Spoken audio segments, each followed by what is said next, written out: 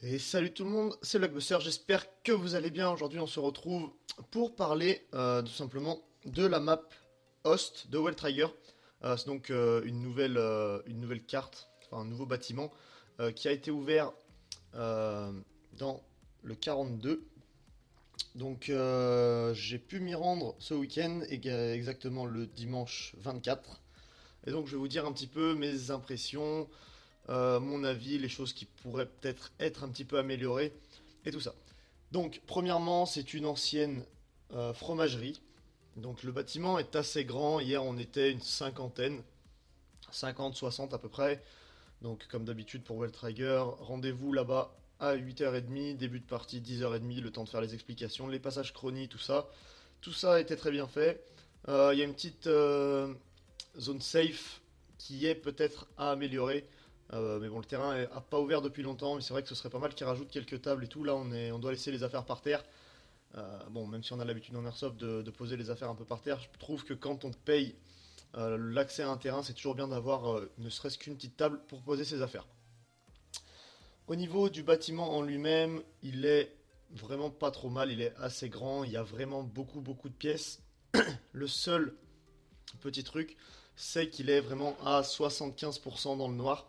Et d'ailleurs, c'est la raison pour laquelle derrière, vous verrez pas beaucoup de choses sur la vidéo. Je vais vous mettre quelques images de ma partie.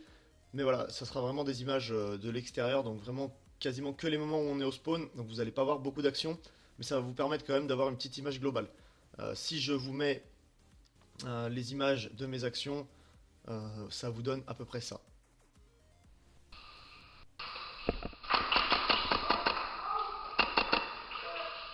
Donc vous voyez que tout simplement on voit rien du tout. Simplement parce que je jouais à la MP9 et j'essayais d'allumer ma lampe le moins souvent possible vu que j'arrivais à y voir un peu, mes yeux s'étaient habitués au noir. Et du coup je restais dans le noir tranquillement, j'avançais doucement. Et tout simplement bah, voyais les ennemis qui eux arrivaient de l'extérieur et qui n'étaient pas encore habitués spécialement au noir. Donc voilà, j'ai pas allumé ma lampe bien souvent, quand je l'ai allumée on voit quand même pas grand chose parce que je mettais des petits à-coups, je restais pas allumé 100 ans. Donc malheureusement, la vidéo derrière ne sera pas spécialement enrichissante, entre guillemets, mais ça vous permet quand même d'avoir un petit aperçu de la map. Et c'est déjà pas trop mal. Même si ma caméra n'est pas parfaitement réglée, je suis en train de galérer à trouver un petit peu le réglage parfait pour qu'on voie autant ma MP9 que le paysage. Mais c'est vrai que vu que la MP9 est très courte, c'est assez difficile d'avoir un angle assez grand pour ça. Sinon, donc la map, comme je vous l'ai dit, 75% dans le noir. Beaucoup de pièces fermées, beaucoup de portes. Vous savez, les grosses portes coulissantes des chambres froides. Ça, c'est vraiment sympa. Vous arrivez dans une pièce où il y a 5 6 accès. Il faut vraiment tout sécuriser, fermer les portes une par une, bloquer les accès avec les membres de votre escouade, tout ça, pour pouvoir avancer.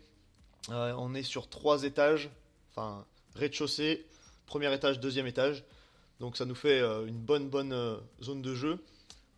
Sachant que les 3 étages communiquent bien évidemment entre eux et ça fait vraiment pas mal de trucs.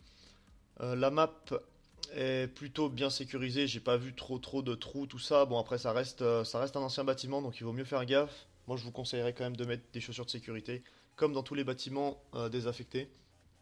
Au niveau puissance, c'est peut-être là que moi je trouve c'est le plus gros défaut de la journée.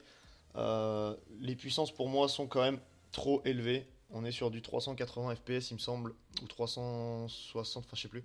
Non, 380 il me semble. Autorisé dans le bâtiment.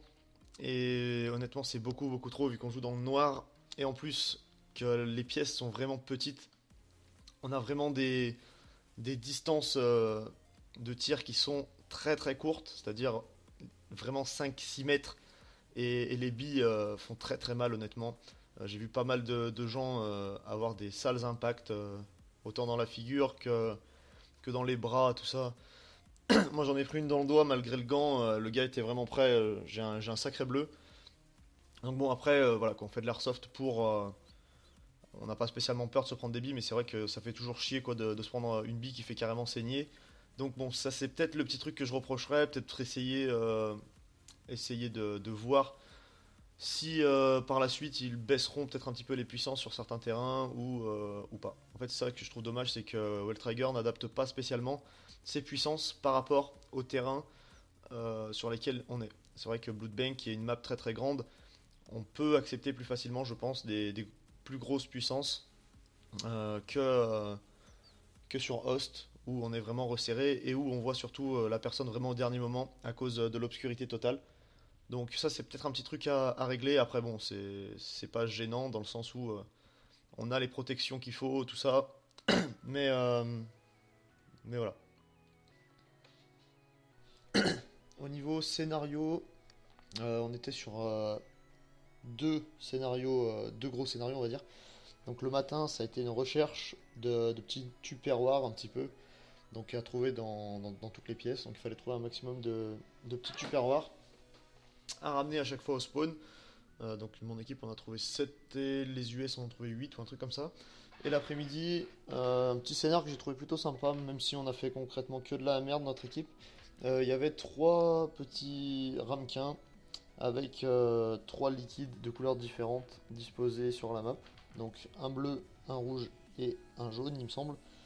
Et il fallait donc deux chimistes par, par team qui avaient eux une petite seringue. Et il fallait donc à chaque fois aller chercher, grâce à cette seringue, dans les petits pots le liquide et remplir des trois couleurs une certaine quantité de liquide dans les flacons qu'on avait récupérés le matin jusqu'à les avoir tous remplis. Donc là, l'après-midi, on a eu un petit souci en fait, c'est que la team Camo n'a pas réussi à trouver un seul des flacons dans toute l'après-midi. Donc honnêtement, ils étaient apparemment très bien cachés. Les US sont tombés sur les trois. Donc bah, tout simplement, nous on n'a pas rempli une seule goutte de produit alors que les US ont rempli leurs 8 flacons des trois couleurs. Donc voilà, on a eu un peu de mal l'après-midi. Mais voilà, malgré tout c'était assez sympa. C'est une map qui joue très très stratégiquement. Comme je l'ai dit encore une fois tout à l'heure. Avec les portes à fermer, tout ça, ça donne vraiment une très très bonne dimension. Le côté très très sombre aussi, voilà, quoi. Il faut s'habituer petit à petit à l'obscurité. Je trouve que c'est très très sympa, mis à part, donc comme je l'ai dit, les distances qui sont très très proches et le spawn, enfin la safe zone, excusez-moi, qui est peut-être à améliorer, mais je pense que ça viendra sûrement avec le temps. Voilà, rajouter quelques tables, pourquoi pas l'électricité, deux trois petits trucs comme ça. Voilà. En tout cas, c'est à peu près tout ce que j'ai à dire sur cette map.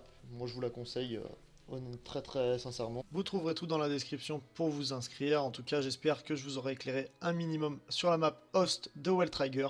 Donc comme je vous l'ai dit, je vous la conseille vraiment, c'est quand même une map vraiment vraiment à tester. Donc voilà, en tout cas, j'espère que la vidéo vous aura plu. Si c'est le cas, vous savez ce que vous avez à faire. Et je vous dis à la prochaine tout le monde, prenez soin de vous. Peace.